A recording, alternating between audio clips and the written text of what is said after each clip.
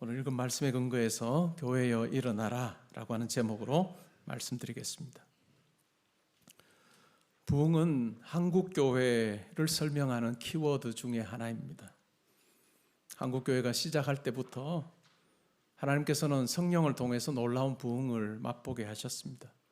1903년 원산의 대부흥 운동이나 1907년의 평양 대부흥 운동을 통해서 성령의 강권적인 역사가 한국교회 가운데 일어났습니다. 자기의 죄를 하나님 앞에 토설하고 또 자기의 심령이 새로워지는 놀라운 경험을 했고, 그것이 여러 각 지역으로 확산되어서 한국교회가 성장할 수 있는 원동력 발판을 마련하게 됐습니다.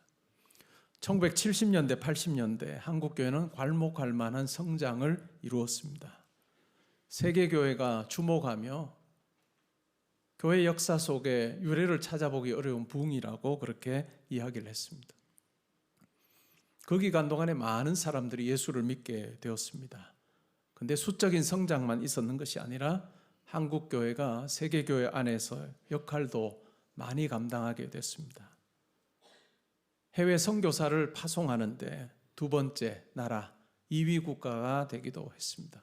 오늘날도 세계 여러 가지 일들을 하려고 할 때 한국교회의 도움이 절실히 필요하다라고 이야기하는 그러한 것이 우리의 현실이기도 합니다. 그런데 오늘날 우리의 모습은 어떠한지요? 한국교회가 성장 정점을 찍고 이제는 하향 곡선을 그리고 있습니다. 다음 세대가 더 문제이고 심각한 그러한 상황 가운데 우리가 지내고 있습니다. 다음 세대 복음화율, 초등학생, 중학생, 고등학생 중에 예수 믿는 그 아이의 비율 자체가 5%다, 3%다라고 하는 이야기가 우리의 귀에 들려옵니다. 쉽게 우리가 설명을 해보면 한 반에 30명의 아이가 있으면 1명, 많으면 2명이 예수 믿는 아이라는 것입니다. 이것은 단지 통계의 문제만은 아닙니다. 우리의 아이가, 우리 자녀가, 내 후손이, 내 손주가 예수를 믿지 않는 자로 살 가능성이 큰 그와 같은 시대로 우리가 살고 있다는 이야기입니다. 제가 2000년부터 2004년 4년 동안을 영국에서 살았습니다. 그러면서 많은 영국 교회 성도님들을 만났습니다. 큰 영국 교회에 소수의 성도님들이 모여서 신앙생활을 했고, 많은 분들, 대부분의 성도님들이 70대, 80대 분들이었습니다. 물론 젊은이들이 있는 영국 교회도 있었지만 대부분의 영국 교회는 소수의 20명 정도의 7, 80대 성도님들이 그 교회를 지택하는 것 같은 모습을 저는 보았습니다. 때로는 교회가 유지할 수 없어서 주중에는 댄스 파티하는 공간으로 빌려주는 그러한 것도 제 눈으로 보았습니다. 영국교회 성도님들과의 대화를 저는 아직도 기억을 합니다. 2000년도에 제가 보았던 영국교회, 그것이 40년 전, 50년 전에도 똑같은 모습은 아니었다는 이야기를 저에게 했습니다. 영국교회에도 부흥이 있었던 적이 있습니다. 1950년 말, 1960년대 초반에 영국교회는 부흥기를 경험했습니다. 동네마다, 마을마다 새로운 예배당을 짓기도 했습니다. 그런데 30년, 40년이 지나서는 그 예배당이 텅텅 비어버렸습니다. 이것은 통계 문제가 아니라 그들의 자녀들과 후손들이 예수 믿지 않는 자로 살고 있다라고 하는 안타까운 이야기를 저에게 들려주었습니다. 우리에게는 이와 같은 일이 있어서는 안 될 것입니다. 교회에 일어나라 라고 하는 이 표를 가지고 우리가 한 해를 지내면서 하나님 말씀으로 제 심령이 깨어지기를 원합니다. 부드러워지기를 원합니다. 하나님의 은혜와 예수 그리스도의 십자가의 그 사랑을 항상 제 마음에 간직하며 살기를 원합니다. 그래서 세상을 향해서 열심내는 자가 아니라 하나님의 뜻 앞에 순종하는 자로 달려가기를 원합니다 하는 그 소원함이 우리 가운데 있으면 좋겠습니다. 그리고 우리 교회 또한 일어나서 세상의 뭔가를, 세상의 가치관을 보여주는 교회가 아니라 하나님의 통치를 드러내는 그런 교회로 하나님 보시기에 아름답게 사용되면 좋겠습니다. 사도행전은 부흥의 책입니다. 1장부터 5장까지를 한 자리에서 읽어보면 천천히 사건이 전개가 됩니다. 베드로가 유대인들에게 예수 그리스도의 십자가의 복음을 전했을 때 그 복음을 듣고 3,000명이 5,000명이 회개하고 돌아오는 역사가 일어났습니다.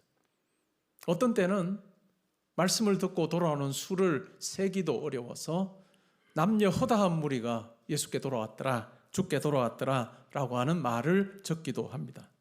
사도행전 21장에 보면 예루살렘에 이미 수만 명의 기독교인이 생겨났다 하는 이야기를 우리가 알 수가 있습니다. 이들은 다 유대인이었습니다. 예루살렘 교회 초기에 그 성도들은 다 유대인이었습니다. 초기 기독교 유대인이 절대 다수였습니다. 그런데 주 2세기, 3세기로 가면 어떻게 되었을까요? 유대인들은 점점 더 소수가 되고 나중에는 과연 기독교가 유대인으로부터 시작된 종교인가? 라고 하는 생각이 들 정도로 이방인들이 절대 다수가 되는 변화가 일어났습니다. 왜 이와 같은 일이 벌어졌을까? 우리는 생각해 볼 필요가 있습니다.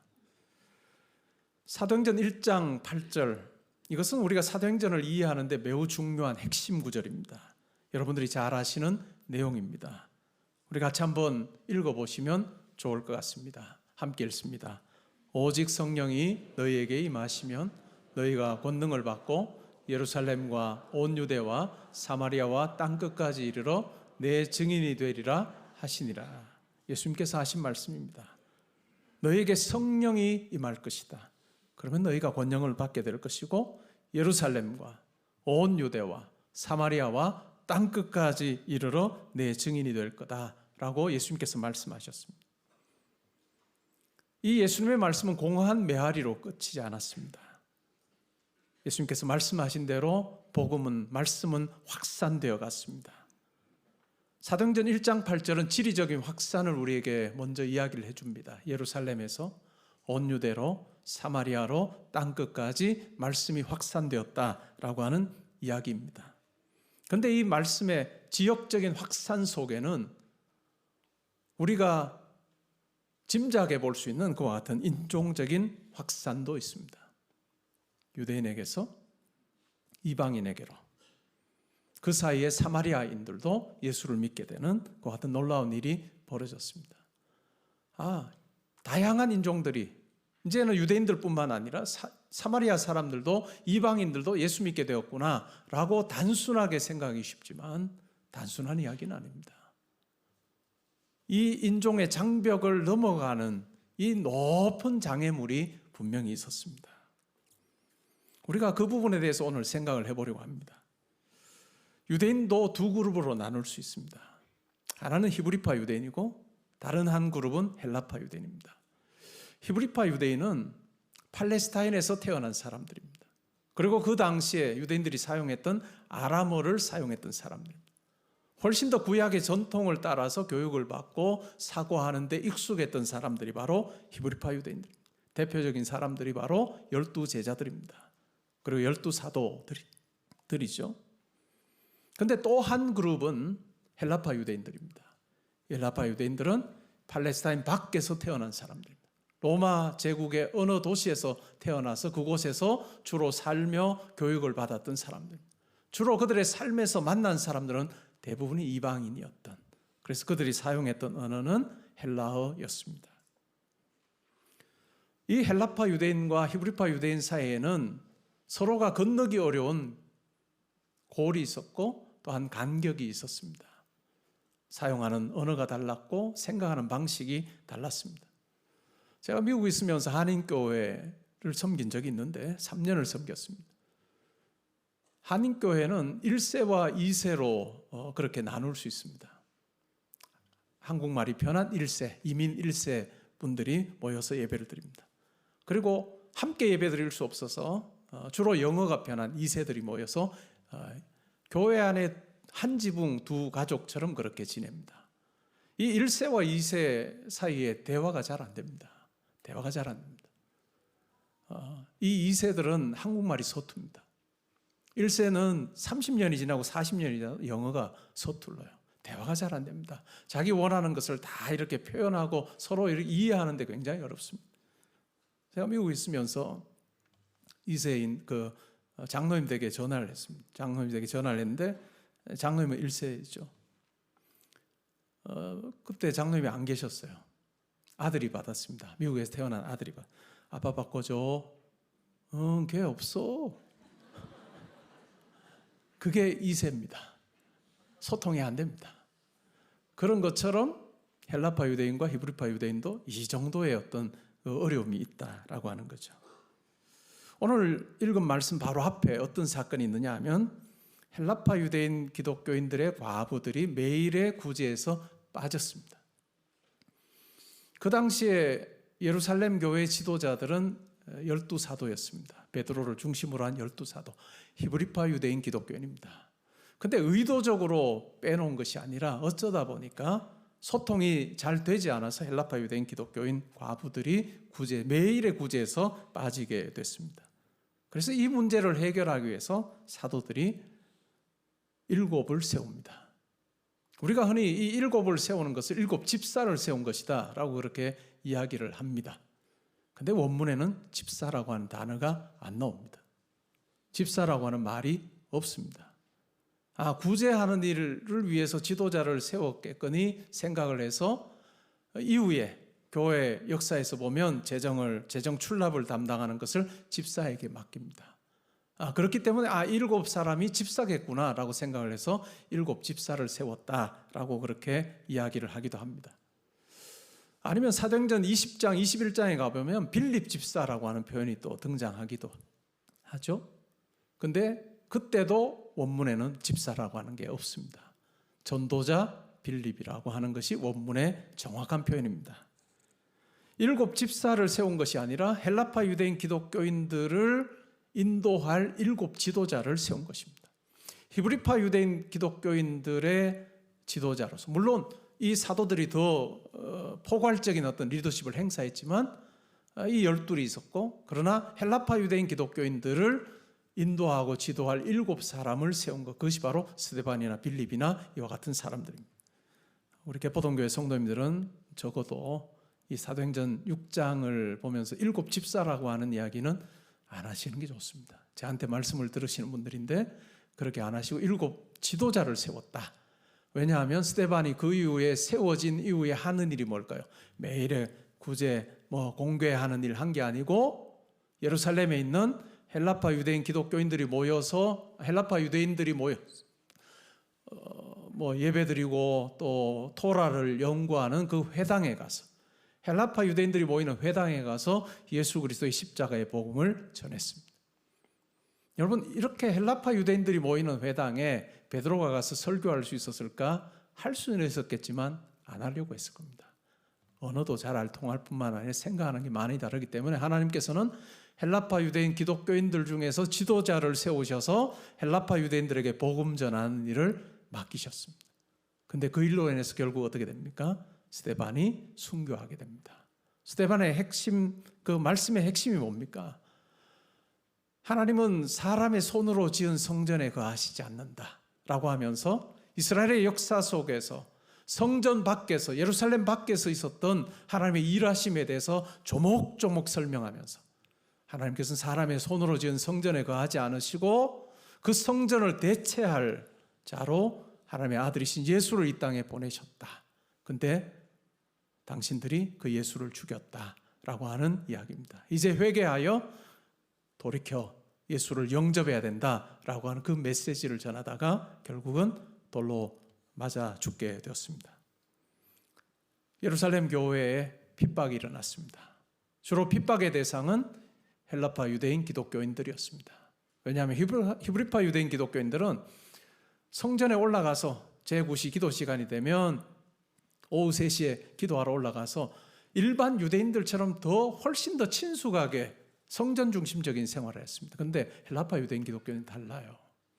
그래서 사도 외에는 8장 2절인가 보면 사도 외에는 다 흩어졌다라고 할 때 그 사도 외이라고 하는 말의 의미는 히브리파 유대인 기독교인들 외에는 이라고 하는 말로 이해할 수 있습니다.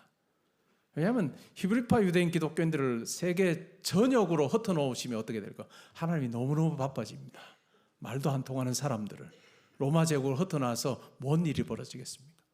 결국은 스데반과 비슷한 생각을 가지고 있었던 헬라파 유대인 기독교인들이 박해의 주 대상이 되었고 그들이 흩어집니다. 빌립은 사마리아로 가서 복음을 전합니다. 그리고 많은 사람들이 로마 지역 각지로 흩어져서 복음을 전하는 그와 같은 일들이 벌어졌습니다. 빌립은 사마리아로 가서 복음 전하고 에디오피아 네시에게도 복음을 전하고 마침내 그에게 세례 주는 그와 같은 내용이 나옵니다. 사도행전 10장에 보면 고넬료에게 베드로가 복음 전하는 내용이 나옵니다. 여러분, 이것이 유대인 기독교인이 가졌던 한계가 뭔지를 우리에게 잘 보여줍니다. 오늘날 우리는 복음을 전할 때 내가 복음을 전하면 저 친구가 받아들일까? 라고 하는 게 우리의 관심사입니다. 그런데 그 당시에 성도들에게는 그것이 1차적인 관심이 아니에요. 내가 저 사람에게 복음 전할 수 있는 사람인가? 대상인가? 라고 하는 부분부터 고민했습니다. 왜요? 그들은 이방인에게는 그리스도의 복음을 전하지 않았습니다. 예수를 믿은 이후에도 베드로와 12사도들은 이방인들과 상종하지 아니하는 것이 하나님의 뜻이라고 생각을 했습니다. 그래서 결국은 이방인들이 아닌 유대인들에게만 복음을 전했습니다. 그런데 베드로가 환상을 보게 됩니다.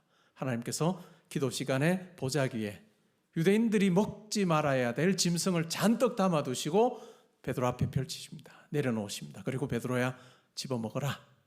베드로가 뭐라고 이야기합니까? 하나님, 저는 이와 같은 짐승을 먹어본 적이 없습니다. 율법으로 부정하다고 규정한 이와 같은 짐승을 저는 먹어본 적이 없습니다.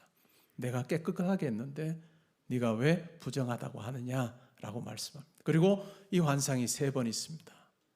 그때 하나님께서 미리 고넬료에게 말씀하셔서 요빠에 있는 베드로를 청하여 말씀을 들으라 라고 말씀하셨고, 고넬료가 로마의 백부장이었던 이방인이었던 고넬료가 종을 보내어서 베드로 사도를 청하여 모시고 오게 합니다. 베드로가 그 환상을 보고 과연 이게 무엇일까 궁금해할 때 고넬료가 보낸 사람들이 문을 두드립니다. 베드로가 깨닫습니다. 내가 고넬료, 이방인 고넬료에 가서 복음 전하라고 하나님께서 이와 같은 계시를 나에게 주셨구나 하는 생각을 하고 고넬료의 집으로 갑니다. 자발적으로는 가지 않았을 거예요. 상종도 하지 않았을 겁니다. 이방인 집에 들어가는 순간 내가 부정해진다라는 생각이 여전히 있었기 때문에 가지 않았겠죠. 그러나 하나님께서 강권적으로 보내십니다. 예수 그리스도의 십자가의 말씀을 전하기 시작할 때, 다 끝나서가 아니고 시작할 때 성령이 거기 모여있는 이방인들 가운데 고넬료와 식구들과 모여있는 친척들에게 임하는 놀라운 일을 경험했습니다. 베드로는 사도행전 2장에서 예루살렘에서 마가의 다락방에 모인 사람들 위에 성령이 임하는 것을 보았습니다. 온 집안에 가득하고 불의 혀같이 갈라져서 각 사람 위에 임하는 그 성령을 체험했습니다. 그러면서 그들은 확신했습니다. 이 성령이야말로 유대인들에게 주신 하나님의 유일한, 아니었다면 배타적인 선물이다 라고 하는 생각을 했습니다. 이방인들에게 주신 게 아니야 라고 생각했고, 이방인들도 유대인이 먼저 되고 나서 그리스도를 믿어야 된다는 생각이 여전히 그들 가운데 있었는데, 고넬료 집에 가서 복음 전환을 시작할 때 성령이 이방인들 가운데 임하는 놀라운 것을 그들은 보았습니다. 베드로가 보았습니다. 고넬료가 예수를 믿게 되고 세례를 받게 됩니다. 이것은 고넬료와 그의 가족들의 회심 사건만이 아니라 베드로의 회심 사건이기도 합니다. 배타적인 선민의식, 유대인만이 구원 백성이다라고 하는 이 선민의식이 성령을 통해서 산산이 부서지는 그 같은 경험을 했습니다. 이어지는 내용을 보면 하나님은 예수를 믿는 자들을 핍박하는 사울을 부르셨습니다. 부활하신 주님이 그에게 나타나셔서 그가 예수를 믿게 하셨고, 또한 이방인에게 율법으로부터 자유로운 복음을 전하는 이방인의 사도가 되게 하셨습니다. 바울이 세계 로마 제국 각 지역으로 가서 거점 도시를 정하, 그 도시에 그리스도의 십자가의 복음을 전할 때 믿는 자들이 생겨나고 교회가 생기게 되었습니다. 복음이 확산되었습니다. 예루살렘에서 사마리아로 온 유대와 사마리아로 그리고 땅끝까지 복음이 확산이 됐습니다. 근데 이 확산은 우리가 보기에 자연스러운 현상은 아니었습니다. 복음이 확산되는 과정에 많은 걸림돌이 있었습니다. 베드로와 요한이 그리스도의 복음을 전할 때 사내들인 공회원들이 베드로와 요한을 잡아서 매질을 했습니다. 그리고 채찍질하고 다시 이 복음을 전하지 말라고 엄히 경고하였습니다. 그러나 베드로와 요한은 어떻습니까? 하나님께서 나에게 이것을 원하시기에 내가 당신들의 말을 믿을 수 없다, 받을 수 없다라고 그렇게 이야기하며 매질을 당했음에도 불구하고 복음을 전합니다. 당시 헤롯 왕이 복음 전하는 사람을 잡아서 죽이고 가둘 때 유대인들이 기뻐하는 모습을 보았습니다.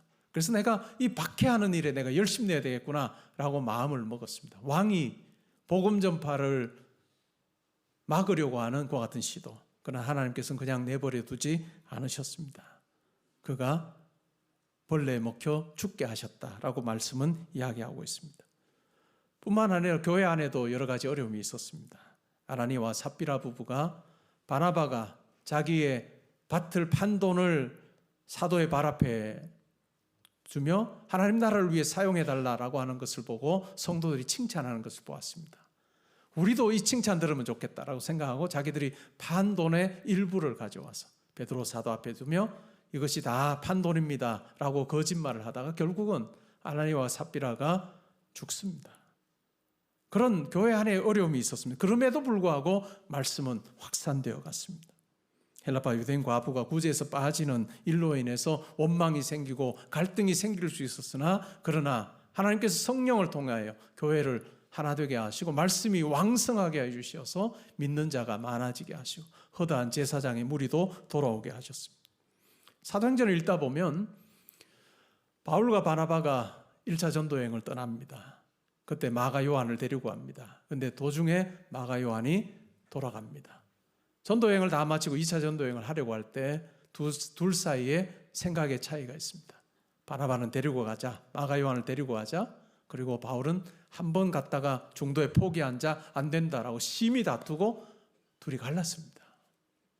각자 자기가 선교하기로 합니다. 그런데 하나님께서는 그와 같은 일, 장애가 될 수 있는 그와 같은 여건들도 하나님께서 사용하셔서 말씀이 왕성하게 많은 사람들에게 전달되게 하셨습니다. 바울이 복음 전할 때 이방인들의 박해가 있었습니다. 또한 유대인들도 그를 죽이려고 했습니다. 심지어는 유대인 기독교인들도 바울이 이방인들에게 율법으로부터 자유로운 복음을 유대인이 먼저 되지 않아도 이방인 그 자체로 있으면서도 예수 믿으면 구원받는다라는 이 바울의 복음을 탐탁지 않게 여겼습니다. 많은 장애물들이 있었음에도 불구하고 성령께서는 이 장애물을 뛰어넘어 한 사람 한 사람이 죽기로 돌아오는 놀라운 일을 행하셨습니다. 사도행전 마지막 장 28장을 보면 바울이 로마에서 가택연금 상태로 지냅니다. 황제에게 재판을 받으려고 항소한 일로 인해서 바울이 사역 기간 동안 꽤 몇 년을 그냥 죄수의 신분으로 사슬에 묶인 몸으로 허송세월하는 것처럼 보입니다. 그런데 그 결과는 우리가 생각한 것과는 달랐습니다. 사도행전 28장 30절 31절이 마지막 구절입니다. 이렇게 되어 있습니다. 바울이 온 이태를 자기 셋집에 머물면서 자기에게 오는 사람을 다 영접하고 하나님의 나라를 전파하며 주 예수 그리스도에 관한 모든 것을 담대하게 거침없이 가르치더라. 복음의 전파자인 메신저인 바울은 지금 사슬에 매여 있습니다. 부자유한 것 같은 상태에서 살고 있습니다. 자기에게 오는 사람에게나 복음을 전할 수 있는 것 같은 갇혀있는 상태입니다. 그런데 말씀은 뭐라고 이야기합니까? 우리말 성경의 마지막 단어는 가르치더라 라고 되어 있습니다. 그러나 헬라어 원문의 마지막 단어는 사도행전의 마지막 단어는 거침없이입니다. 아꼴루토스라고 하는 헬라어 단어를 쓰는데 영어로는 unhindered입니다. 아무것도 제재할 수 없는 거침없이 말씀이 확산되는 부분에 대해서 이야기를 하고 있습니다. 사도행전의 별칭이 뭘까요? 성령행전입니다. 이 성령의 역사는 우리가 생각할 때에 이것이 불가능하겠구나, 복음 전파가 불가능하겠구나라고 생각되는, 말씀이 더 이상 앞으로 나가지 못하겠구나라고 하는 그 상황에서도 말씀은 거침없이 사람들의 심령을 꿰뚫고 들어가고 또한 교회를 변화시키는 그 같은 일을 행한다라고 하는 것을 이 마지막 단어를 통해서 우리는 확인해 볼 수 있습니다. 초대교회 부흥의 걸림돌을 생각해 보면 배타적인 선민의식이었습니다.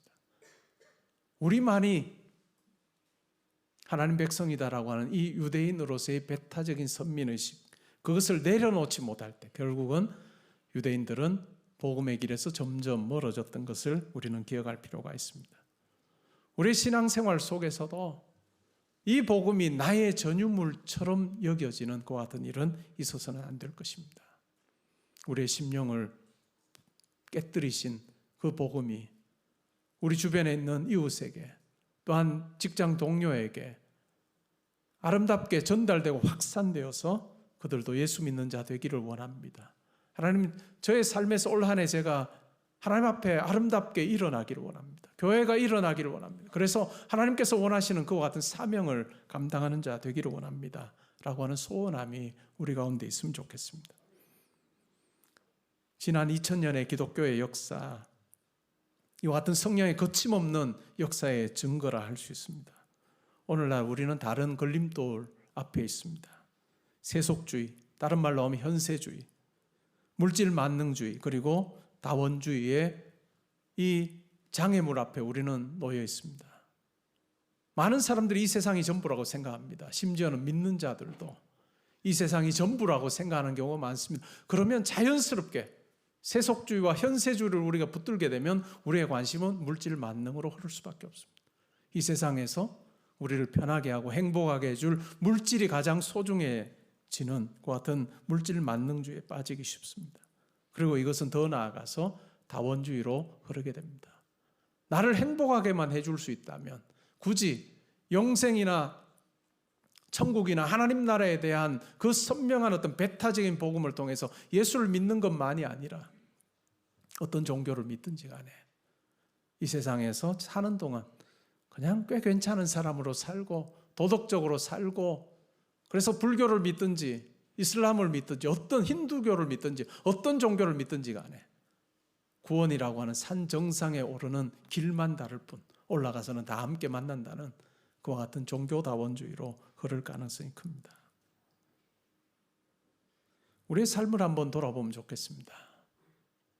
하나님께서 아들이신 예수님을 이 땅에 보내셔서 나를 대신하여 죽게 하심으로 내 영이 살아나게 하시고 내가 하나님의 자녀 되게 하시고 천국 백성 되게 하신 이 놀라운 하나님의 은혜를 내가 간직하며 살고 있는지를 우리가 살펴보면 좋겠습니다. 마가복음 10장 45절은 이렇게 말합니다. 인자가 온 것은 섬김을 받으려 함이 아니라 도리어 섬기려 하고 자기 목숨을 많은 사람의 대속물로 주려 함이라라고 이야기합니다. 예수께서 이 땅에 오신 목적입니다. 예수님께서 이 땅에 계시는 동안 많은 병자를 고치셨습니다. 굶주린 많은 무리들을 보리떡 5개와 보리떡 2개와 5개와 물고기 2마리로 많은 사람을 배불리 먹이고 남기기도 하셨습니다. 그런데 예수님께서는 그것을 위해서 이 땅에 오신 것이 아닙니다. 많은 기적과 병자를 고침은 예수께서 이 땅에 오신 구세주이심을 보여주는 그 같은 손가락과 같습니다. 진정 중요한 것은 그 기적을 통해서 구주이신 예수님을 우리가 볼 수 있는 것이 중요하고, 교회는 구제와 선행을 하는데 열심히 내야 되는 것은 사실입니다. 그러나 교회의 구제와 선행이 복음을 대체하는 것이 되어서는 안 될 것입니다. 복음을 희석시키는 것이 되어서도 안 될 것입니다. 교회가 존재하는 이유는 예수 그리스도의 십자가의 복음을 통해서 한 영혼 한 영혼이 하나님 앞에서 살아나는 이 놀라운 생명의 놀라운 역사가 일어나는 일에 교회는 모든 것을 걸고 달려가야 할 것입니다. 구제가, 선행이 예수 그리스도를 가리키는 손가락임을 우리가 알고 그것이 예수 그리스도를 대체하지 아니하도록 하는 것, 그것이 참 중요할 것입니다. 2024년에 우리가 일어서기 위해서 가장 필요한 것이 있다면 말씀을 읽는 것입니다. 3,000년 전에 2,000년 전에 기록된 어떤 사건 속에 드러난 그 하나님의 말씀 우리가 읽을 때 오늘 내 삶에 하나님께서 전하기를 원하시는 말씀으로 우리에게 말씀하십니다. 그것은 우리가 영원하신 하나님, 전능하신 하나님이기에 가능하다는 것을 우리는 알 필요가 있습니다. 여러분, 우리 인간은 누구와 대화할 때 한 사람과 대화하고 있으면 다른 사람과 동시에 대화하는 것이 불가능합니다. 그렇지 않습니까? 한 사람하고는 대화할 수 있어요.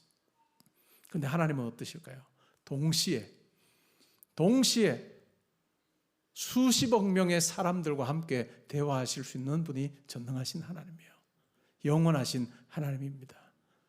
하나님께서 이와 같은 방식으로 대화를 하지 않으시면 교회가 경건생활 트래킹할 때 하루 24시간을 쪼개가지고 당신은 지금 몇 시부터 몇 시까지 읽으세요. 왜냐하면 하나님이 이때 말씀하셔도 이렇게 우리가 해야 되겠지만 그렇게 할 필요가 없는 것은 우리와 다른 영원하시고 전능하신 하나님께서 과거의 그 사건 속에 말씀하셨던 그 말씀을 가지고 오늘 우리에게 말씀하셔서 우리에게 위로하시고 능력 주시고 세워주시고 힘 주시는 그 같은 하나님으로 역사하신다는 것 우리가 기억할 필요가 있습니다. 그러기에 우리 성도는 말씀을 묵상하지 않고 말씀을 읽지 않고서는 우리가 자라갈 수 없고 하나님을 만날 수가 없습니다. 우리가 말씀을 읽을 때 렉지오 디비나 거룩한 읽기를 해야 될 것입니다. 내가 지식적으로 내가 이 사건을 내가 알고 내 메모리 속에 두는 그런 차원이 아니라 하나님 이 말씀을 읽을 때 그때 역사하셨던 성령께서 내 심령을 두드리시고 내 심령을 새롭게 하여 주셔서 이 속에 말씀하기를 원하시는 주의 음성을 내가 듣게 해 주십시오 라고 하는 그 마음을 가지고 들을 때 오늘 이 설교를 통해서도 성령을 통하여 복음이 확산되는 그 많은 과정 속에 장애물과 걸림돌을 뛰어넘으시는 그 같은 이야기를 들으면서 내 삶 가운데 있는 그 장애물도 하나님 앞에서 아무것도 아님을 확인하게 되는 그래서 하나님의 크심이 더 내 마음속에 확증되고 그 하나님 의지하며 내가 살리라라고 하는 다짐이 우리 가운데 있게 되는 놀라운 변화가 있기를 바랍니다. 이 예수 그리스도를 만나고 이 복음을 깨달은 바울은 고백합니다. 갈라디아서 2장 20절에 이렇게 말합니다. 내가 그리스도와 함께 십자가에 못 박혔나니 그런즉 이제는 내가 사는 것이 아니요 오직 내 안에 그리스도께서 사시는 것이라. 이제 내가 육체 가운데 사는 것은 나를 사랑하사 나를 위하여 자기 자신을 버리신 하나님의 아들을 믿는 믿음 안에서 사는 것이다. 이 바울의 고백이 올 한 해를 시작하는 우리의 고백이 되면 좋겠습니다. 내 본성 따라 내가 살지 아니하고 성령 안에서 예수 그리스도 안에서 거듭난 자로 예수 그리스도의 십자가로 새로워진 생명과 마음으로 하나님 앞에 일어나 하나님께서 기뻐하시는 삶을 살기를 원합니다.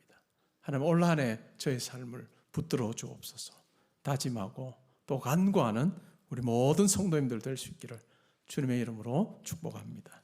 아멘.